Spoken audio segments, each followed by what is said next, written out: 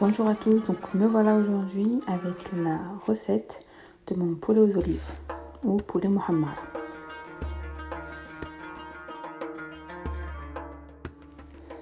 Donc pour les ingrédients, il nous faut un peu d'huile d'olive, 3 oignons, un poulet bien sûr, 4 gousses d'ail, un demi citron pour le jus, quelques olives, du curcuma, du hasel hanout, du gingembre et du sel et du persil plat. Donc on commence tout d'abord par faire chauffer un peu d'huile d'olive et ensuite on émince les oignons finement.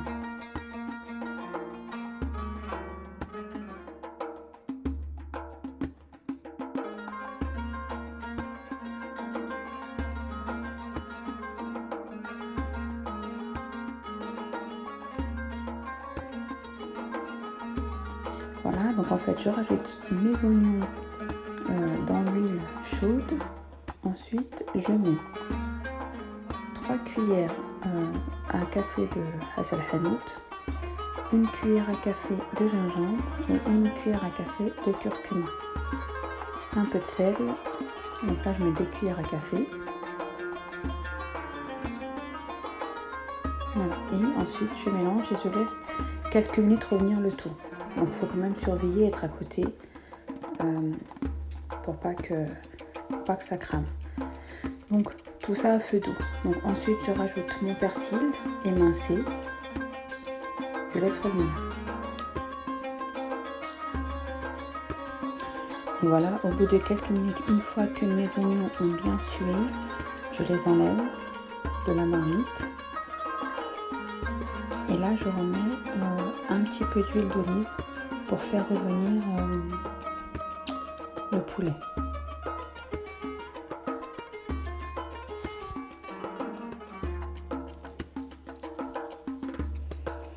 Voilà, donc je mets bien le poulet dans la marmite et ensuite je remets un peu d'épices. Donc là je remets une cuillère à café de chaque. Donc une cuillère de hasel hanout, une cuillère de curcuma et une cuillère de gingembre. Donc je le mélange pour qu'il s'imprègne de l'huile et ainsi des sucres laissés par les oignons tout à l'heure. Donc au bout de quelques minutes, je le retourne. Et je précise tout ça encore à feu doux. Je mets un peu de persil plat par-dessus. Je le referme et je laisse quelques minutes, tout en surveillant.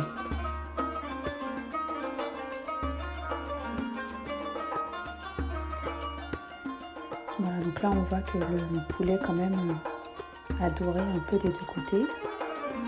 Donc hop, je le retourne encore une fois. Et je recouvre.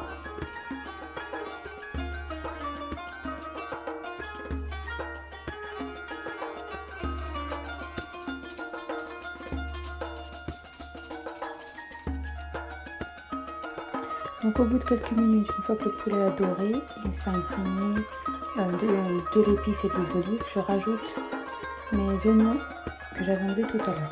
Alors là je mets un petit peu d'eau, donc c'est l'équivalent d'un demi-verre d'eau.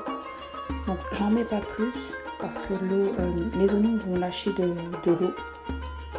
Donc il va y avoir du jus, il n'y a pas de problème. Ensuite je mets mes 4 gousses d'ail.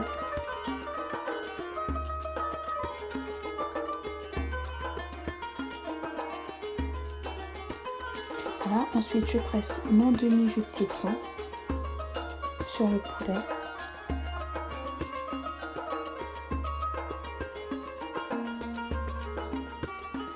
Je mélange un peu.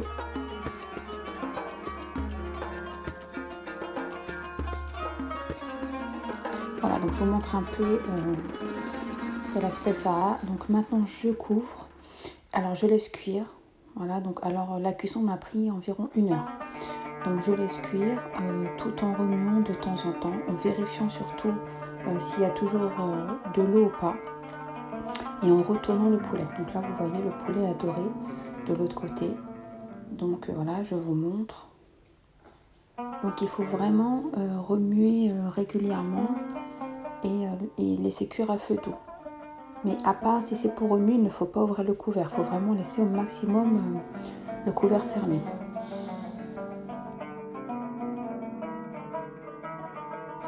Bon, parce que là en fait on voit souvent ouvrir, fermer, mais parce qu'en fait j'ai fait des coupures, mais vraiment j'ai laissé un maximum le couvert fermé.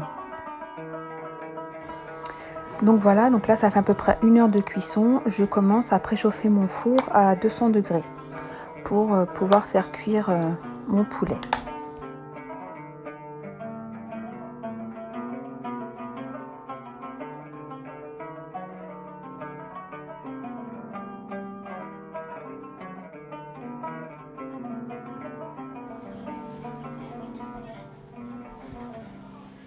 Voilà, donc là j'ai préparé mon plat à four, mon plat à four standard.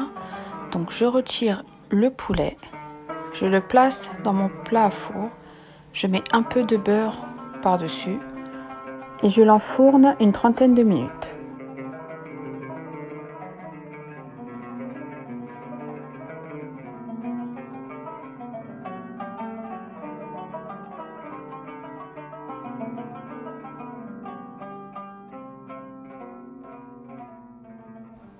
Voilà, donc là je vous laisse voir la sauce, quel aspect ça a. Donc maintenant je mets un peu mes olives, je referme le couvercle, je mélange. Donc en fait je laisse allumer à feu doux tout le temps où le poulet est en train de cuire.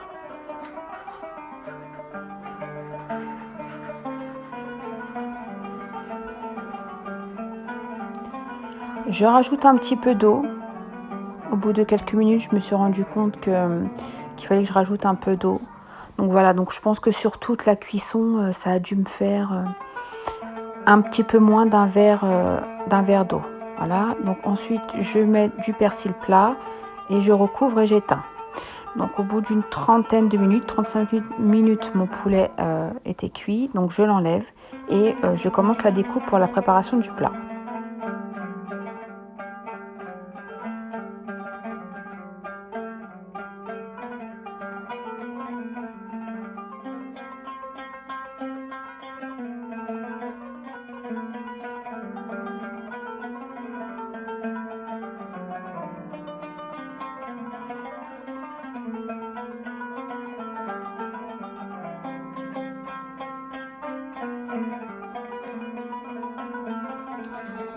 Voilà, donc une fois le plat dressé avec la viande, ma sauce, je rajoute du persil plat par-dessus et voilà ce que ça donne.